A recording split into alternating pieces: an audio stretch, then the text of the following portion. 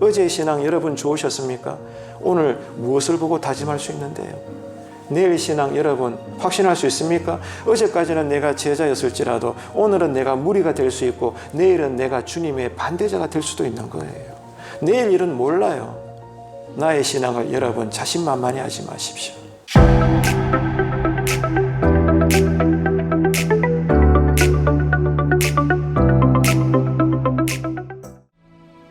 그들이 먹을 때에 예수께서 떡을 가지사 축복하시고 떼어 제자들에게 주시며 이르시되 받아서 먹으라. 이것은 내 몸이니라. 또 잔을 가지사 감사기도 하시고 그들에게 주시며 너희가 다 이것을 마시라. 이것은 죄 사함을 얻게 하려고 많은 사람을 위하여 흘리는 바 나의 피 곧 언약의 피니라. 그러나 너희에게 이르노니 내가 포도나무에서 난 것을 이제부터 내 아버지의 나라에서 새 것으로 너희와 함께 마시는 날까지 마시지 아니하리라. 이에 그들이 찬미하고 감람산으로 나아가니라. 그때 예수께서 제자들에게 이르시되 오늘 밤에 너희가 다 나를 버리리라. 기록된 바 내가 목자를 치리니 양의 떼가 흩어지리라 하였느니라. 그러나 내가 살아난 후에 너희보다 먼저 갈릴리로 가리라. 베드로가 대답하여 이르되 모두 주를 버릴지라도 나는 결코 버리지 않겠나이다. 내가 진실로 네게 이르노니 오늘 밤 다굴기 전에 네가 3번 나를 부인하리라. 내가 주와 함께 죽을지언정 주를 부인하지 않겠나이다. 모든 제자도 그와 같이 말하니라. 오늘 본문에 보게 되면 세 부류의 등장인물이 있습니다.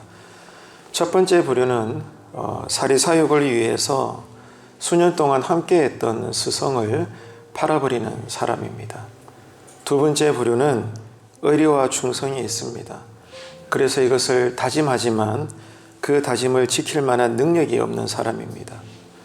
마지막 세 번째 부류는 그런 자리에서도 여전히 긍휼과 사랑을 보여주시는 예수님입니다. 이렇게 오늘 본문을 통해서 우리의 신앙을 마치 거울 보듯이 들여다본다면 이 세 가지 부류 가운데 여러분의 신앙과 믿음은 과연 어디에 서 있는 것일까요? 오늘 이 아침에는 우리가 이것을 확인하고 기도할 수 있어야 하겠습니다. 오늘 본문에서 가장 먼저 우리가 확인해야 될 내용은 예수님의 약속입니다. 예수님이 우리에게 무엇을 약속하고 계시는지 제자된 우리들은 분명히 알아야 합니다. 그래서 그 약속을 믿는 믿음으로 둘째 날 이 새벽에 기도해야 되는 거죠. 예수님께서 잡히시기 전, 그러니까 무교절 첫날 저녁에 아름다운 스승과 제자 사이에 식사가 이루어집니다. 주의 만찬이라고도 이야기하죠. 그런데 그 자리에는 누가 있습니까? 은 30을 받고 스승 되신 예수님을 팔아버릴 가룟 유다도 있었습니다. 제자들은 지금까지 예수님과 밤낮으로 함께 살면서 그것도 3년이라는 결코 짧지 않는 시간 동안 주님으로부터 많은 가르침을 받았지만 여전히 예수님을 온전히 이해하지 못하고 있습니다. 그만큼 제자들이 무지합니다. 어리석습니다. 제자로 선택은 받았지만, 부르심은 받았지만 너무나 형편없는 사람들입니다. 그래서 아직까지도 제자들은 자기들이 쫓아다니는 예수님을 그리스도가 아닌 정치적인 메시아로 기대하고 있는 것입니다. 여러분 한번 생각해 보세요. 어떻게 제자들이 3년이 지나서도 예수님을 이렇게 대할 수가 있는 것입니까? 그들이 바리새인이나 서기관들도 아닌데 도대체 3년 동안 뭘 했단 말입니까? 여러분 곰곰이 한번 오늘 본문 이점에서 생각해 보시기를 바랍니다. 도대체 제자들이 3년 동안 예수님의 어떤 모습을 봤길래, 어떤 말씀을 전해 들었길래, 어떤 교훈을 저들이 기억을 했길래 아직까지도 이 모양 이 꼴인 걸까요? 만약에 제자들의 스승이 무능한 스승이었다면 이해가 되죠. 스승이라는 작자가 무능해가지고 3년이란 세월은 지났지만 잘못된 가르침을 줬기 때문에.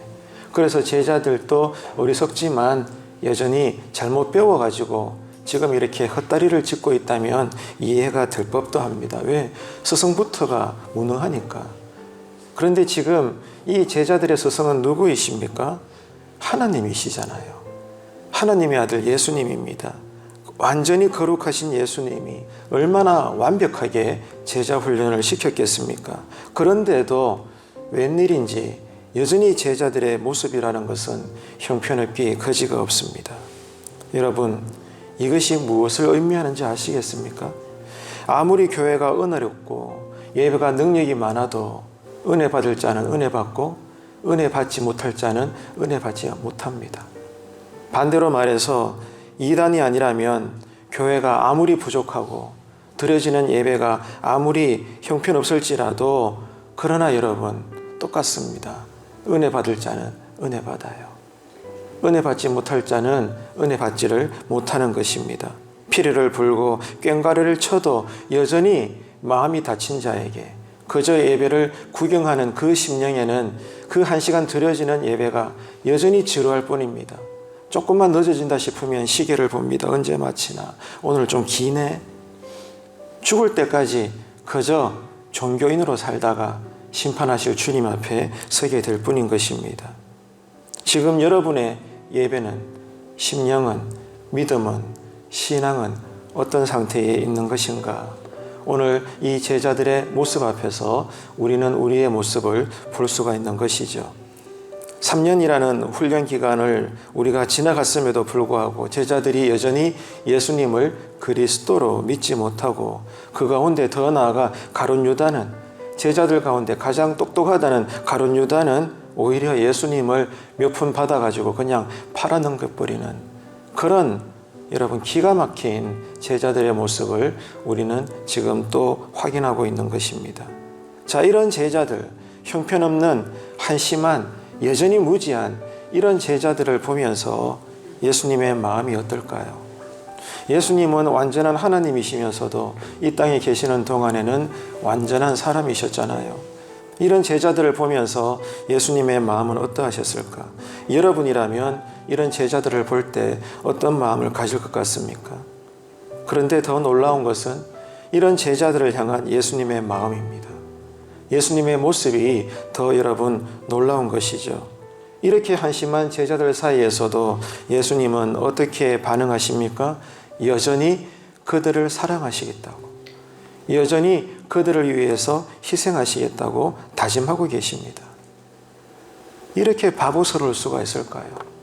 아무리 예수님이라고 해도 상대적일 텐데 이런 형편없고 무지한 제자들을 보시면서도 여전히 그 제자들을 사랑하시려고, 할 수만 있다면 여전히 희생하시려고 약속하시고 다짐하고 계시는 우리의 스승, 우리의 구주가 되시는 주님의 모습을 오늘 본문에서도 우리가 읽을 수가 있는 것입니다.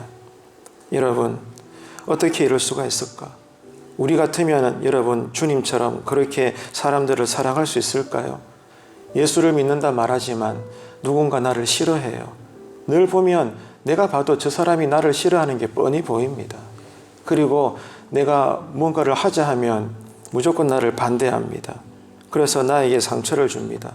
주변에 그런 사람들이 있다면 내가 그리스도의 사랑으로 구원을 받았지만 그 주님을 믿는다고 내가 말하지만 교회에서는 여전히 거룩, 사랑과 은혜, 용서와 화평, 인자하심 이런 것들을 늘 우리가 말하고 듣고 교제하고 나누지만 그런 나를 싫어하는 사람, 나를 대적하는 사람, 나에게 상처를 주는 사람이 주변에 있다면 여러분 우리는 그 사람을 과연 사랑할 수 있을까요? 받아들일 수 있을까요? 정말로 내가 먼저 그를 여러분 품을 수 있을까요? 누구에게나 이것이 불가능하기 때문에 왜 사람이니까요. 그래서 하나님은 우리에게 기도하라고 시키는 겁니다. 왜? 내 힘으로 안 되니까. 내 안에 있는 선함으로는 불가능합니다. 사랑해야지, 용서해야지 됩니까 여러분? 안 됩니다. 결단할수록 내 마음은 피폐해져 갑니다. 이게 사람이기 때문에 그런 거죠. 하지만 성령님의 이끄심에 따라 우리가 기도하고 엎드릴 때 그래서 하나님의 뜻대로 제가 사랑하겠습니다. 섬기겠습니다. 용서하겠습니다. 내가 먼저 하나가 되겠습니다. 그렇게 내 감정과 자존심과 이 모든 것들을 내려놓고 성령님의 이끄심에 따라 영으로 열리게 되며 기도하게 될 때 하나님은 어떻게 하십니까? 나를 변화시킵니다. 나를 새롭게 하십니다. 나를 바꾸고 가시는 거예요. 그래서 할 수 없다고 말했던 내가 성령님의 이끄심 속에 다가가게 됩니다. 그리고 대화하게 되고 그들의 손을 잡게 되고 마치 누구보다 저 사람이 나를 사랑하기 때문에 어렵지 않게 내가 그를 사랑하는 것처럼 이제 내가 그를 사랑하겠노라고. 너를 위해서라면 내가 죽을게 라고도 우리는 고백할 수가 있게 되는 거죠. 무엇에 여러분 힘이 이것을 우리로 가능케 한 것입니까? 성령님께서 우리로 기도하게 한 것입니다. 지금 우리는 신앙과 교회를 위한다는 이유로 누군가를 판단하고 정죄하는 부분은 없습니까? 여러분의 그 판단이 잘못된 일은 거의 없을 것입니다. 틀린 것은 아닐지라도 그러나 이런 우리에게 하나님의 뜻은 무엇입니까? 먼저 사랑하라라고 우리에게 말씀하고 있습니다. 이것이 우리에게 주신 새 계명이라는 거예요. 나의 옳음으로 분명히 누군가를 정죄하고 판단하고 너는 그게 아니잖아 라고 말할 수 있지만 나는 이것이 주님을 위하여 나의 옳은 말을 해야 된다고 여기지만 이런 나를 향한 하나님의 뜻은 그것은 나중 문제고 너는 먼저 그를 사랑하거라. 이것이 내가 너를 향한 뜻이란다. 하나님은 오늘 이 새벽에도 우리에게 그 말씀을 주고 계시는 거예요. 이 문제가 먼저 내 마음에서부터 해결되어야 되는 것입니다. 그럴 때 여러분 기억합시다. 하나님은 준비하셨던, 주시려고 기다렸던 우리에게 각종 은혜와 은사와 능력을 부어주시는 줄로 믿습니다. 하나님 뜻대로 우리의 심령이 준비되어졌기 때문에 그런 거예요. 나는 자꾸만 어떤 신앙의 공로로 어떤 내가 믿는 바 신앙의 잣대로 내가 확신하는 옳음을 가지고 누구를 칭찬하고 누군가를 정죄하고 판단하고 이러기를 원하는데 이게 옳은 신앙이라고 여길 법한 나에게 하나님은 그러지 말라는 거예요. 서로 간에 이단이 아니라면 허물을 덮어주고 먼저 사랑해 보라는 거예요. 용서해 보라는 거예요. 이해해 보라는 거예요. 공감해 보라는 거예요. 그러면 너의 그 옳다고 여겨졌던 기준도 달라지게 될 거라고 하나님은 우리에게 새로운 계명으로 새 마음으로 가르쳐 주는 것입니다. 그렇기 때문에 이 둘째 날 이 새벽에 우리의 기도도 달라져야 되겠죠. 하나님 그렇습니다. 옳음을 가지고 기도하기보다 내가 먼저 사랑의 마음으로 사람들을 품고 기도할 것이며 이런 내가 될 수 있도록 하나님께 간구드리오니 사랑의 능력 주시옵소서. 이 새벽에 이 기도가 열려지게 되기를 권면드립니다. 예수님이 제자들에게 떡을 떼어 주십니다. 이어서 포도주를 나누어 주십니다. 왜 그렇게 하십니까? 지난 주일에도 우리가 종료주일을 맞아 성찬식을 거행했던 것처럼 지금 예수님은 사랑하는 제자들에게 이 떡과 포도주를 나누어 주시면서 이제 곧 주님이 달리실 그 십자가에 온 인류를 위하여 쏟으실 당신의 살과 피를 상징하는 것입니다. 지금 마지막 만찬에서 제자들이 그들이 사랑하는 스승 되신 예수님이 따르어 주시는 이 포도주, 이 잔을 피우게 되면 이 땅에서는 더 이상 제자들은 예수님께서 따르어 주시는 그 잔을 받을 수가 없습니다. 하지만 이 만찬이 영원히 끝나는 것은 아니라고 주님은 말씀합니다. 지상에서는 마지막 잔이 되겠지만 장차 하나님의 나라가 임하는 그날에 새 포도주로 성도들과 함께 그것도 영원히 나와 너 사이에 이 아름다운 잔을 마시게 될 것이라고 약속해 주십니다. 이 약속을 듣고 제자들은 기뻐합니다. 그래서 함께 이 만찬에서 끝까지 하하 호호 하는 거죠. 여러분 이것입니다. 예수님의 약속이에요. 바른 믿음이 무엇입니까? 여러분 바른 믿음이라는 것은 설교를 듣고 예배를 드리고 기도하고 찬양 부르면서 은혜가 되는 만큼 내 안에서 결단합니다. 그래 나 바르게 살아야지, 열심히 충성해야지, 내 거룩하게 살 거야, 봐라 나 죄를 지을 건가 이제 안 지을 거야. 그 마음은 진심일지 몰라도 바른 믿음은 여러분 그런 게 아닙니다. 내 감정이나 의지로 믿습니다 이게 아니라는 거예요. 그러면 바른 믿음은 무엇입니까? 언제나 기록되어진 말씀을 통하여 알 수 있는 주님의 약속입니다. 주님의 약속이 기록된 것이 성경 말씀이잖아요. 그래서 이 말씀의 약속의 내용을 읽고 암송하고 깨닫고 이 말씀의 약속을 의지하고 기도함으로 말미암아 오늘을 믿음으로 인내하며 살아내는 것, 이것이 바른 신앙입니다. 내 감정 따라 여러분 예수 믿지 마십시오. 내 의지에 따라 때로는 열심히 누구보다 충성할 수 있습니다. 그러나 언젠가는 낮아빠지고 낙심하고 넘어지게 되어 있습니다. 우리의 믿음이 바르다면 이 바른 믿음은 처음부터 끝까지 언제나 그 과정마다 기준이 되는 것은 언제나 우리에게 주신 성경 말씀입니다. 이 말씀을 따라 성령님은 우리로 기도하게 하시고, 그래서 이 말씀과 기도라는 이 틀 안에서 주님의 약속이 다 들어있기 때문에 이 약속이 우리에게 오늘 또 희망이 되고 소망이 되고 또 인내할 수 있는 근거가 되게 하셔서 말씀을 따라 오늘 또 우리를 살게 하십니다. 그래서 오늘 또 이 둘째 날 새벽에 엎드려 기도하실 때 꼭 기도하십시오. 하나님, 나에게 바른 믿음을 주십시오. 예수님의 약속이 다 녹아 기록되어 있는 이 말씀을 오늘 또 가까이 하게 하시고, 말씀을 암송하게 하시고, 말씀이 깨달아지게 하셔서 말씀대로 따라 순종할 수 있는 이 하루가 되게 해달라고 기도하시는 새벽의 은혜가 되시기를 축복합니다. 이번에는 베드로의 맹세를 살펴볼까요? 하나님의 나라에서 새 포도주를 함께 마실 것이라는 예수님의 말씀에 제자들은 기뻐하면서 함께 찬양을 부르기까지 했습니다. 그리고 나서 장소를 옮기죠. 감람산으로 옮기는데, 그런데 갑자기 분위기가 달라져요.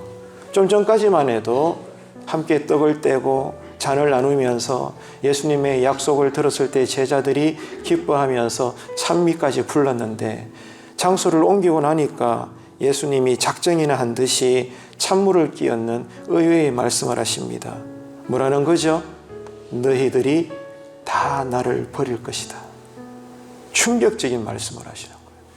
좀 전까지만 해도 정말 스승과 제자 사이에 하나된 모습으로 떡을 떼고 잔을 마시고 사랑의 아름다운 식사를 나누는데, 몇 걸음 옮겨가지고 장소 옮긴 게 다인데 갑자기 예수님이 돌변하셔서, 그것도 정색을 하셔서 하시는 말씀이 너희들 다 나를 버리고 떠날 것이라고, 이렇게 충격적인 말씀을 하시는 거예요. 예수님의 이 말씀은 즉흥적으로 나오는 말씀이 아닙니다. 이미 구약에 예언되어진 스가랴 선지자의 이 예언의 말씀을 예수님이 지금 인용하고 있는 거예요. 그것도 진지하게.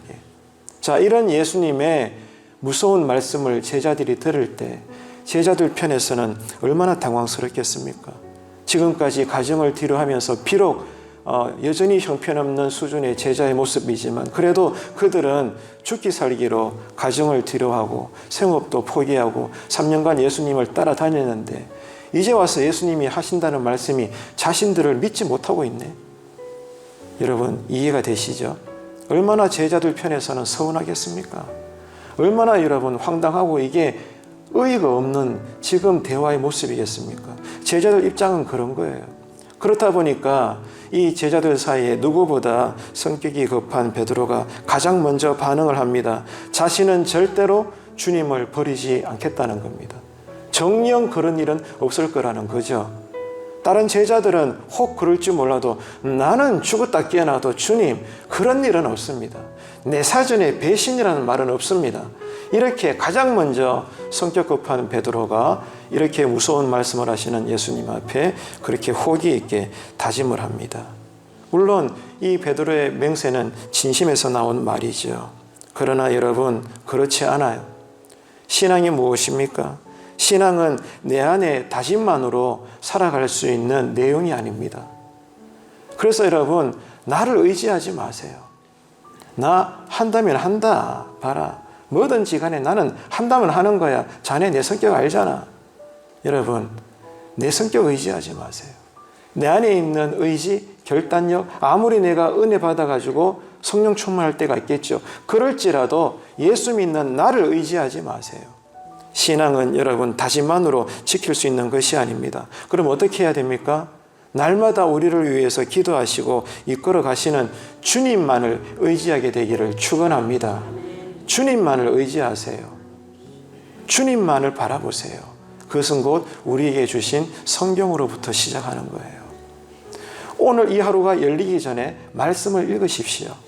그래서 말씀을 따라 오늘을 해석하시고 살아내십시오. 그리고 주무시기 전에 또 말씀을 읽으십시오. 오늘 내가 어떻게 살았나 말씀으로 점검하시라고요. 처음도 말씀, 끝도 말씀입니다. 그래서 주님은 말씀하셨죠. 나는 알파와 오메가니라. 처음과 나중이니라. 날마다의 우리 인생의 첫 문은 말씀이고 닫는 문도 말씀입니다. 꿈에서조차 말씀으로 주님과 데이트하시기를 바랍니다. 바른 신앙은 언제나 주님으로부터 시작이 되는 것이죠. 베드로는 자신이 수제자인 만큼 다른 제자들보다 우월하다고 느꼈던 것 같습니다. 하지만 이것은 근거가 없는 자신감입니다. 좋죠? 자신감은. 그러나 근거가 없어요. 왜? 기준이 나라면. 그것은 아무 쓰잘데기가 없습니다, 여러분. 어제의 신앙 여러분 좋으셨습니까? 오늘 무엇을 보고 다짐할 수 있는데요? 내일 신앙 여러분 다짐할 수 있습니까? 확신할 수 있습니까? 어제까지는 내가 제자였을지라도 오늘은 내가 무리가 될 수 있고 내일은 내가 주님의 반대자가 될 수도 있는 거예요. 내일 일은 몰라요. 나의 신앙을 여러분 자신만만히 하지 마십시오. 베드로는 지금 죽었다 깨어나도 자기가 그날 밤에 어린 소년 앞에서 예수님을 저주하며 3번이나 부인하게 될 줄은 지금 예수님 앞에서 꿈도 못 꾸고 있습니다, 여러분. 이런 그가 자신 안에 있는 이 용기를 가지고 예수님께 맹세하잖아요. 나는 절대로 당신을 배신하지 않을 겁니다. 근거가 없습니다, 여러분. 근거가 없는 자신감이에요. 이런 근거 없는 자신감은요, 냉혹한 현실을 조금만 만나게 되면 그 즉시 깨어져 버리게 됩니다. 그래서 베드로가, 그렇게 자신만만 했던 베드로가 어린 소자 앞에서 깽깽하면서 여러분 꼬랑지를 내리지 않습니까? 이게 우리 안에 있는 지극히 약한 모습이라는 거예요. 나중에 베드로는 자신의 연약함을 깨닫고 통곡하지 않습니까? 여러분, 바로 이것입니다. 오늘 이 둘째 날 새벽에 무엇을 기도하게 하겠습니까? 무엇보다도 여러분, 나의 연약함을 인정하십시오. 오늘 기도할 때 하나님 보시옵소서. 나는 지금도 연약합니다. 평생 예수를 믿는 제자로 살지만 여전히 나도 무지하고 주님이 정녕 누구신지 아직까지도 나는 잘 모르는 것 같아요. 하나님, 이런 나를 불쌍히 여겨 주십시오. 나를 긍휼히 여겨 주십시오. 오늘 밤에도 엎드리오니 새 믿음 주시고 새 은혜 주시고 새 은사 주시옵소서. 할렐루야. 여러분, 이 기도가 열리게 되기를 축복합니다. 나의 연약함을 인정하십시오. 고백하세요. 그런 만큼 우리의 연약함을 주님은 탓하지 아니하시고 오히려 도와주시는 줄로 믿습니다. 그래서 이 새벽에 우리를 도와주시는, 우리가 의지해야 될 그 주님으로부터 새 은혜를 받는 둘째 날 새벽이 되시기를 축복합니다. 이제 주님을 생각해 볼까요? 주님은 어떤 분이신가요? 오늘 본문에 보게 되면 우리의 연약함을 아시는 분이에요. 베드로는 이렇게 용기 있게 자신의 충성감을 주님 앞에 맹세했지만 주님은 더 충격적인 말씀을 하십니다. 베드로야, 베드로야, 베드로야. 먼 훗날도 아니고 네가 지금 내 앞에서 호기 있게 그렇게 충성을 다짐하지만 웬일이냐, 베드로야. 너는 오늘 밤에 당장 너는 나를 3번이나 부인하리라.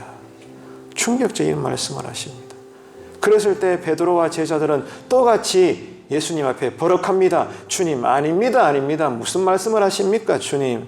죽었다 깨어나도, 아니 죽을지언정 나는 다른 사람은 몰라도 나는, 그러니까 서로가 아니야, 나도 마찬가지야, 나도 마찬가지야. 우리는 절대로 당신을 배반하지 않습니다. 우리가 어떻게까지 지금까지 당신을 따라왔는데요. 주님이 어디를 가시든 나도 따라갈 겁니다. 당신이 죽이면 우리도 죽을 거예요. 걱정하지 마세요. 보시라고. 우리는 절대로 당신을 배신하지 않을 거라고 모두가 다 모든 제자들이 충성을 다짐합니다. 하지만 그때 그들의 결단과 다짐은 진심이겠지만 여러분, 그러나 그들의 약속은, 다짐은 끝까지 지켜낼 수 있는 담대함이 없는 것입니다. 내가 무언가를 결단해도 이것이 하루 이틀이 다지 여러분 끝까지 갈 수는 없는 것입니다. 나 혼자만의 신앙적 결단으로는 주님의 약속을 지켜낼 수가 없는 것이죠. 그렇기 때문에 어떻게 해야 돼요? 우리 모두가 다 한 마음으로, 가급한 마음으로 주님의 말씀만을 붙들고 함께 기도하면서 여러분 언제든지 간에 이 새벽에조차 모두가 다 성령님을 의지하시는 그런 교회가 되시기를 축복합니다. 그래서 여러분, 바른 신앙은, 바른 교회는 함께 하는 거예요. 함께 여러분 울고 웃고 예배드리고 견뎌내고 함께 걸어가고 함께 일을 감당하고, 그럴 때 여러분 종이가 두꺼우면 쉽게 찢을 수가 없는 것처럼, 비록 가느다란 장작이지만 이것이 한 무더기로 같이 있으면 부러뜨기가 어려운 것처럼, 우리 한 사람은 약하지만 그리스도 안에서 제자된 우리들이 한 무리가 되어서 하나의 공동체가 되어서 그렇게 이 어려운 세대이지만은 믿음으로 잘 헤쳐나갈 때 하나님은 우리에게 때마다 믿음의 승리를 공급하여 주실 줄로 믿습니다. 여러분, 그렇기 때문에 우리에게 정녕 중요한 것은 함께 기도하는 힘인 것입니다. 오늘 이 새벽에도 이 은혜가 우리에게 있게 되기를 축복합니다. 여러분, 그래서 주님께서도 보십시오. 주님만이 감당할 수 있는 온 인류의 구원을 위한 이 십자가 사명을 감당하기 위해서 어떻게 하셨어요? 누구보다 바쁜 삶을 3년간 지나가셨지만 평상시에 늘 새벽을 깨워가며 습관을 좇아 산에 올라가서 기도하셨습니다. 그리고 겟세마네 동산에서는 다 아시잖아요, 여러분.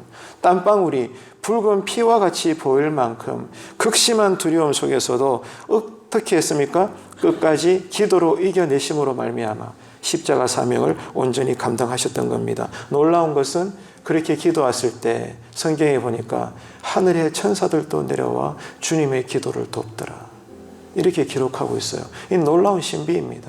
여러분 기억하세요. 이제라도 여러분 잊지 마세요. 우리가 진심으로 기도할 때 주의 천사들이 돕습니다. 여러분, 기도는 외롭지 않아요.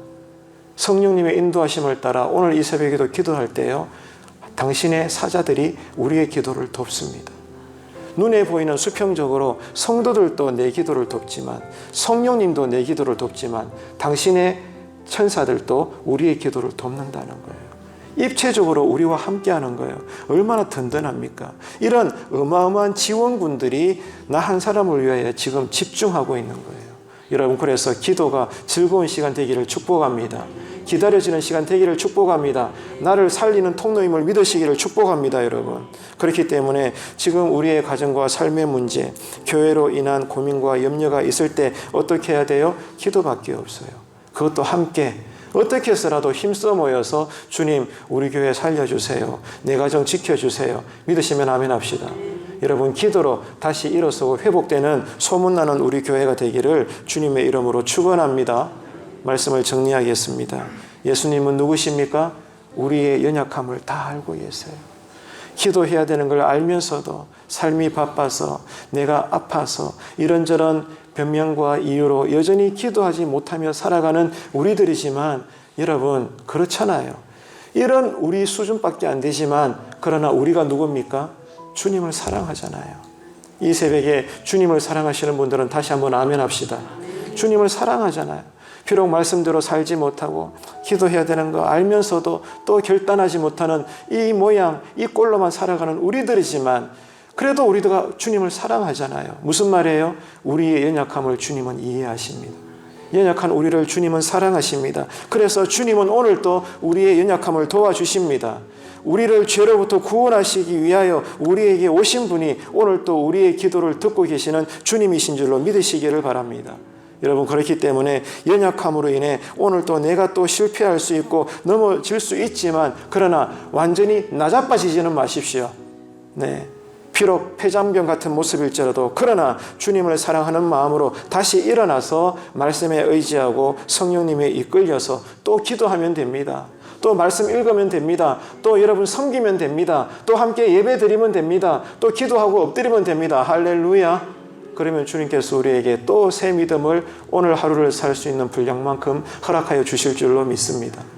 이 은혜와 권능으로 이 하루를 사시고 남아있는 고난주간을 잘 여러분 지나가셔서 이 거룩한 절기에 새 은혜와 능력으로 이제 새 신앙의 삶을 남은 여세 동안 살아갈 수 있는 저와 여러분 되시기를 주님의 이름으로 축원합니다.